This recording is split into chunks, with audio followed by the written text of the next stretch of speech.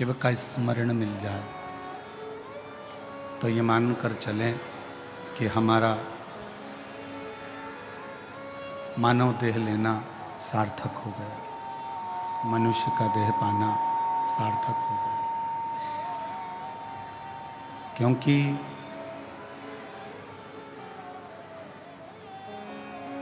चौरासी लाख योनियों में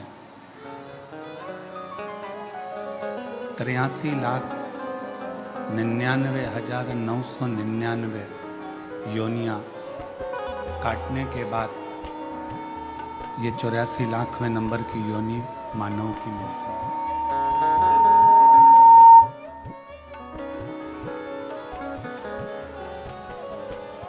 अब 83,99,999 योनि जब कट जाती है तब ये 84 लाखवें नंबर पर मनुष्य देह है।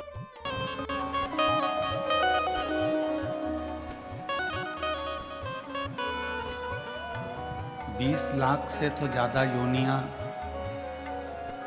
वृक्ष, पौधे, पत्ती, दुर्वा, घास इसकी हो जाती है।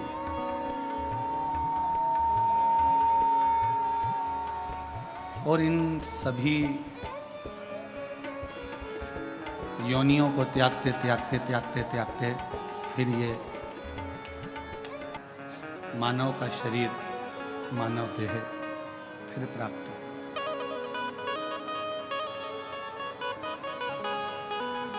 इक्कीस 21,600 श्वास प्रतिदिन इस मनुष्य के शरीर से निकलती है प्रतिदिन।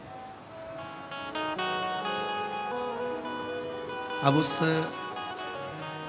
21,600 श्वास में से कितनी श्वास आप परमात्मा को दे रहे हैं, कितनी श्वास आप अपने घर के लिए, परिवार के लिए, कुटुंब के लिए, कार्य के लिए रख रहे हैं। कथा के दूसरे दिन में कहा था कि 21,600 श्वास में से यदि मात्र 600 श्वास भी आपने भगवान देवाधिदेव महादेव को या अपने इष्ट को, अपने आराधना के केंद्र परमात्मा को, अपने ईश्वर को अगर दी है तो 21,000 श्वासें अपने आप पवित्र होती चली जाती है। अपने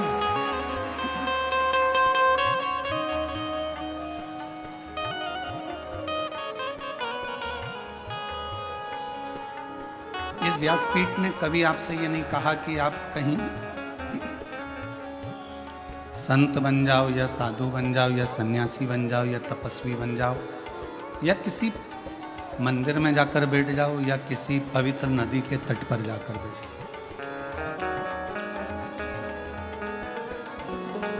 क्योंकि मेरे भगवान शंकर सारे आश्रमों में श्रेष्ठ आश्रम गृहस्थ आश्रम को मानते हैं।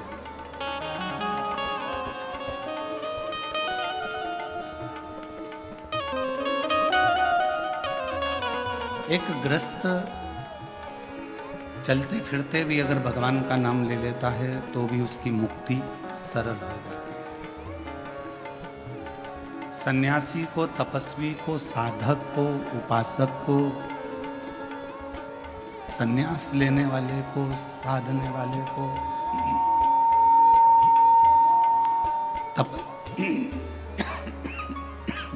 तपस्वी को,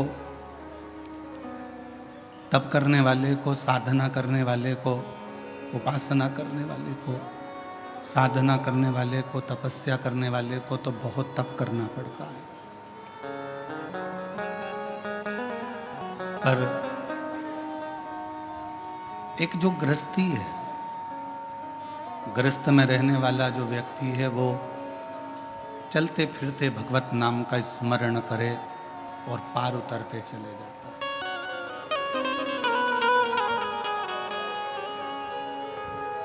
कितना सुंदर लिखा है हमारे शास्त्रों में, वेदों में, पुराणों में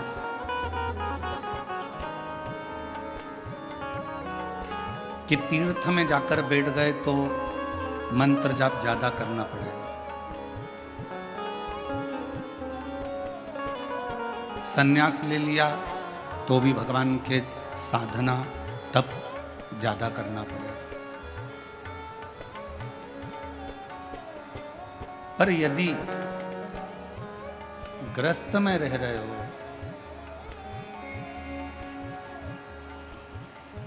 यदि ग्रस्त में रह रहे हो, घर में रह रहे हो और ग्रस्त में रहते हुए, घर में रहते हुए आप ज़्यादा तो नहीं, थोड़ा बहुत भी अगर भगवान का नाम ले लेते हो तो भी आपको जीवन में कहीं भटकना नहीं पड़ेगा और कोई नरक भोगना नहीं पड़ेगा। परमात्मा की शरणागति प्राप्त और शंभु शरणे मागो घड़ी रे दुख काटो दया करी दर्शन आपो शंभु शरण मागो घड़ी रे दुख काटो दया करी दर्शन आपो। एक थोड़ा सा भजन, थोड़ा सा स्मरण, थोड़ा सा मंत्र जाप भी मनो शरीर के लिए बहुत है।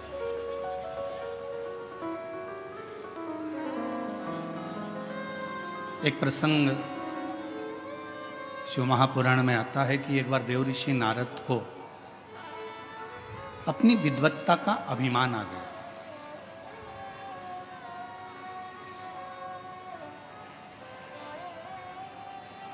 और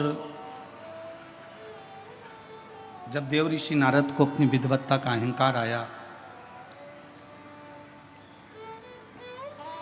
देव ऋषि नारद ने भगवान नारायण से जाकर कहा कि जितना मैं भगवान का भजन करता हूं इतना संसार में रहने वाला कोई व्यक्ति आपका भजन नहीं करता।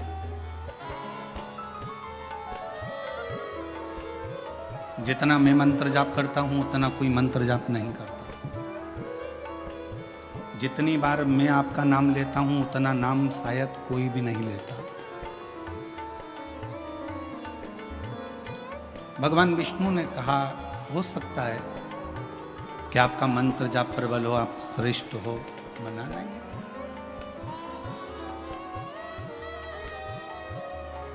मैं श्रेष्ठ हूं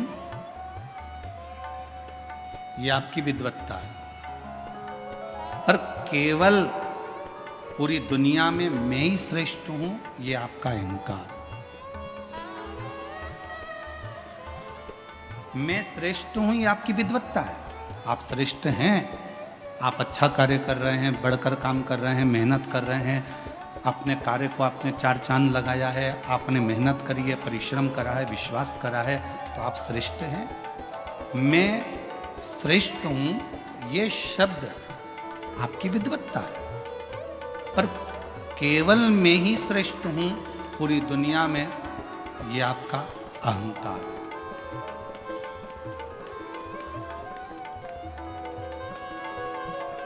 शिव महापुराण की कथा तो यहाँ तक कहती है, आप अगर भगवान की पूजन कर रहे हो, दान कर रहे हो, भजन कर रहे हो, स्मरण कर रहे हो, तो भी भगवान के सामने इतना जरूर कहना, प्रभु मेरे हाथों को ऐसा बना कर रखना कि मैं ये दान, ये धर्म, ये पुण्य करता रहूं, और तेरे हाथ की छाया मेरे सिर पर ऐसी बना कर रखना कि मेरा भंडार भरा रहेगा तो मैं दोनों हाथों से ये लुटाता चलूं।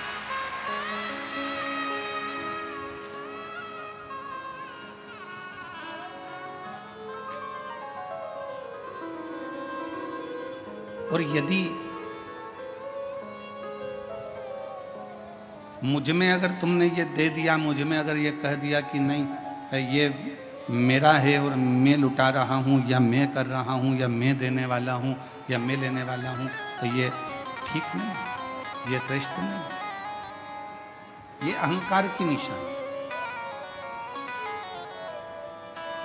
देव ऋषि नारद ने कहा कि मेरे बराबर कोई भजन नहीं कर सकता, मेरे बराबर कोई तप नहीं कर सकता, मेरे बराबर कोई साधना नहीं कर सकता। ठीक है, भगवान विष्णु ने एक खीर का कटोरा बुलवाया, नारद जी के हाथ में दिया। नारद ये खीर का कटोरा शिव जी को देकर आओ।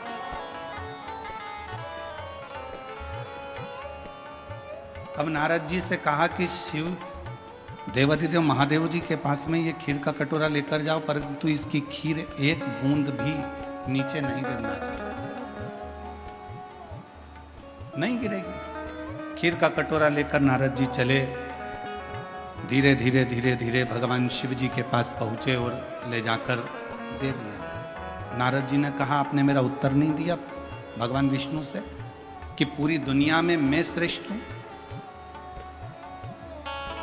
मेरे बराबर कोई भजन नहीं कर सकता, मेरे बराबर कोई कीर्तन नहीं कर सकता, मेरे बराबर कोई मंत्र जाप नहीं कर सकता, मेरे बराबर कोई नाम जाप नहीं कर सकता।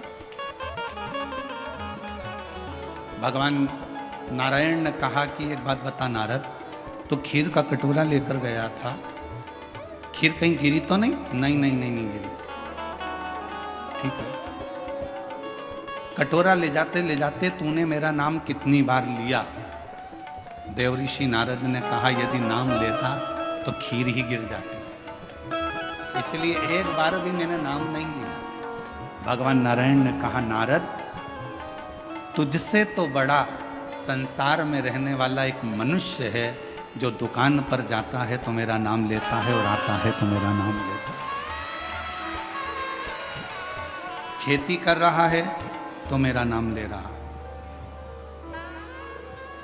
कर्म कर रहा है तो मेरा नाम ले रहा है। तो कहा उसने कोई सन्यास नहीं लिया, उसने कोई तपस्या नहीं करी, उसने कोई साधना नहीं करी, उसने अपना घर नहीं छोड़ा, अपनी प्रॉपर्टी नहीं छोड़ी, अपना परिवार नहीं छोड़ा। भगवान नारायण ने कहा नारद पूरी लिस्ट उठाकर देखना, जिन्होंने घर छोड़ा उनको परमात्मा बहुत मुश्किल से मिला। मीरा अपने घर में रहकर गिरधर को प्राप्त कर ली, संत तुकाराम जी घर में रहकर हरि विठ्ठल को प्राप्त कर लिए, नामदेव जी घर में रहकर भगवान पांडुरंगा हरि विठ्ठल को प्राप्त कर लिए, मुक्ताबाई ने भगवान को प्राप्त कर लिया, रामकृष्ण परमहंस ने अपने परिवार में रहकर माँ जगत जननी को प्राप्त कर लिया, कर्माबाई ने अपने घर में रहकर जगन्नाथ को प्राप्त कर लिया। इस संसार सागर में प्रहलाद भी घर में रहा, भगवान को प्राप्त किया। ध्रुव जी घर में रहे, भगवान को प्राप्त किया। घर में रहकर भजन करने वाले को परमात्मा शीघ्र मिल जाता।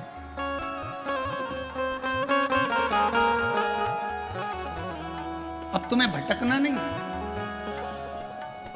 और फिर निवेदन करूं मेरी बेजापुर की जीजियों से और मेरे जीजाओं से, मेरी बेटियों से, बेटाओं से, मेरी माताओं से, मेरे पिता तुल्य भाऊ से निवेदन करता हूं, कोई तुमसे कह दे कि तुम अपना घर छोड़ दो, बिल्कुल मना कर देना, मैं नहीं छोड़ सकती। कोई को तुमसे कह दे तीर्थ में जाकर बैठ जाओ, हाथ जोड़कर कहना मेरे बस की बात नहीं है, मैं तो घर में रहकर भगवान को एक लोटा जल चढ़ा लूंगी और मेरा बाबा मेरे पर कृपा कर देगा, बस इससे ज्यादा कुछ नहीं। घर में अगर बुजुर्ग माता पिता हैं, आप उनकी सेवा करो, मेरा शिव कृपा करेगा। महाराष्ट्र की भूमि पर भगवान पांडुरंगा हरि विठ्ठल का स्वरूप ये बताता है कि पौंडलिक ने अपने माँ बाप की सेवा करी और भगवान हरि विठ्ठल ने आकर दर्शन दिए। आप अपने माता पिता की सेवा करो, परमात्मा आपके सामने होंगे। भूखे को भोजन, प्यासे को पानी, जय बाबा बर्फानी। आप सेवा करिए, कोई भूखा है भोजन कराओ, प्यासा है पानी पिलाओ, किसी को औषधि की जरूरत है आप उसका चिकित्सा कराओ, किसी को एजुकेशन की जरूरत है आप उसको एजुकेशन कराओ, उसका फल मिले।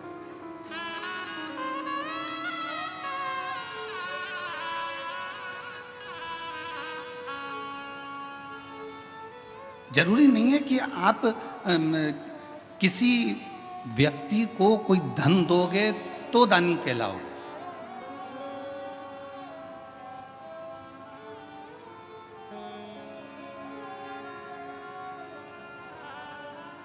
किसी व्यक्ति को कोई धन प्रदान करोगे तो दानी कहलाओगे, वो जरूरी नहीं है।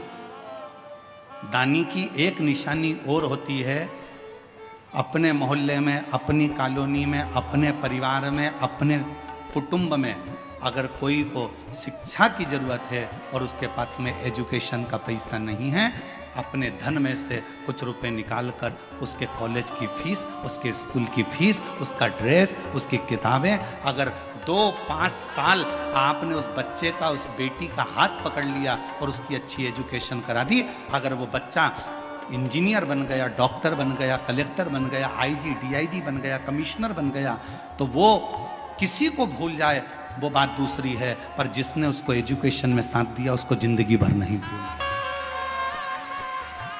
वो नहीं भूल पाता।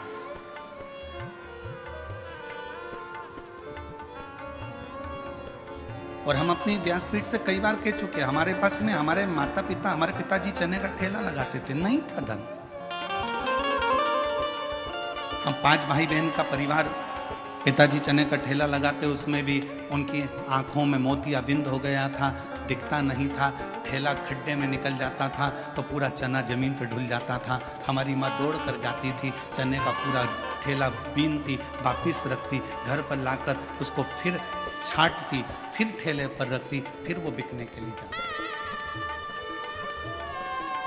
एजुकेशन करने के लिए पैसा नहीं था, पर हमारे एक अग्रवाल परिवार में एक हमारे मित्र थे, रितेश अग्रवाल शामू, उसके कपड़े पहनकर हम स्कूल चले जाते थे। उनकी किताबों से हमने अध्ययन किया, तब जाकर कॉलेज तक पहुंचे। और सब कुछ भूल जाएं, पर जिसने हमारी एजुकेशन के समय पर साथ दिया, नहीं था पढ़ने के लिए किताबें, नहीं था खाने के लिए अन्न, पर जो साथ उस समय पर दिया वो आज तक याद आती है कि उन्होंने हमको पढ़ाई तो करवाई, विद्या अध्ययन तो करवाए, एक एजुकेशन। और हम फिर कहेंगे, आप अपनी बेटी को दहेज देते हो, कितना देते हो, हमें उससे मतलब नहीं है।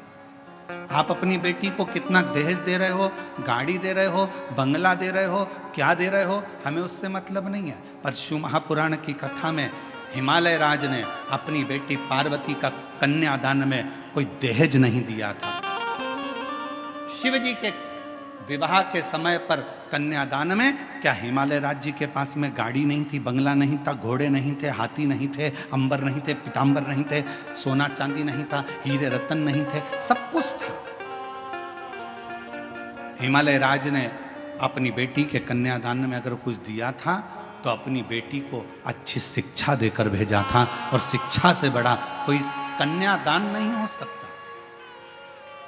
एजुकेशन से बड़ा कोई दान नहीं दुनिया में, शिक्षा से बड़ा कोई दान नहीं है।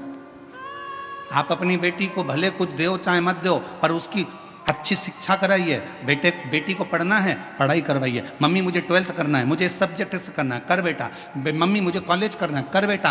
पर इतना मेरी बेटियों से भी निवेदन है, खूब तुम्हारे माँ बाप तुम्हें अच्छी एजुकेशन कराएंगे, तुम्हारे माता पिता तुम्हें पढ़ाएंगे, बस बेटियों से इतना सा निवेदन है, एजुकेशन करते करते तुम अपनी बुद्धि को मत फेर लेना, अपने कन्यादान का मौका अपने माँ बाप को जरूर देना, इतना याद रखना।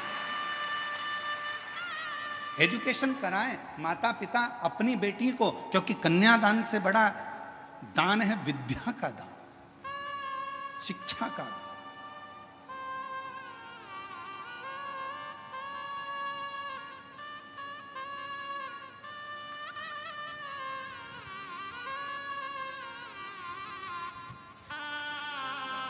कभी हमारे सीहोर में बिठले सेवा समिति के पास जाकर देखना, आप लोग जो दान करते हो उनके पास का जाके एक रजिस्टर देखना, जिस रजिस्टर में केवल मध्य प्रदेश के नहीं पूरे भारत के कई बच्चे ऐसे हैं जिनकी कॉलेज की फीस, जिनकी स्कूल की फीस, जिनकी किताबें, जिनके ड्रेस बिठले सेवा समिति हर साल दिलवाती और हर साल फीस जमा करके उनको पढ़ाती है, शिक्षा अध्ययन कराती है।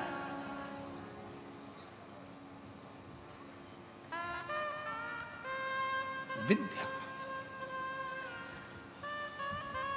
मत दो किसी को कुछ, आपका धन अपने पास में रखो, मना नहीं, पर उस धन का सदुपयोग करो। ये शरीर मिला बहुत अच्छा दिया परमात्मा ने, बड़े सुंदर आप लोग हुए हैं। भगवान ने 2 हाथ भी दिए, 2 पाँव भी दिए, नेत्र भी दिए, श्रवण शक्ति भी दी, जिह्वा भी दी, अपनी एक एक इंद्रियां, 5 कर्मेंद्री, 5 ज्ञान इंद्रिय और 1 मन, 11 इंद्रियां भी परमात्मा ने दिया। ये पूरी इंद्रियां, ये पूरा शरीर जो परमात्मा ने दिया है, इसको सदुपयोग में लगा। व्हाट्सअप चलाते चलाते, फेसबुक चलाते चलाते किसी की निंदा भी लिखी आ जाए तो उस पर कोई कमेंट्स नहीं, नो कमेंट्स, कोई कमेंट्स नहीं।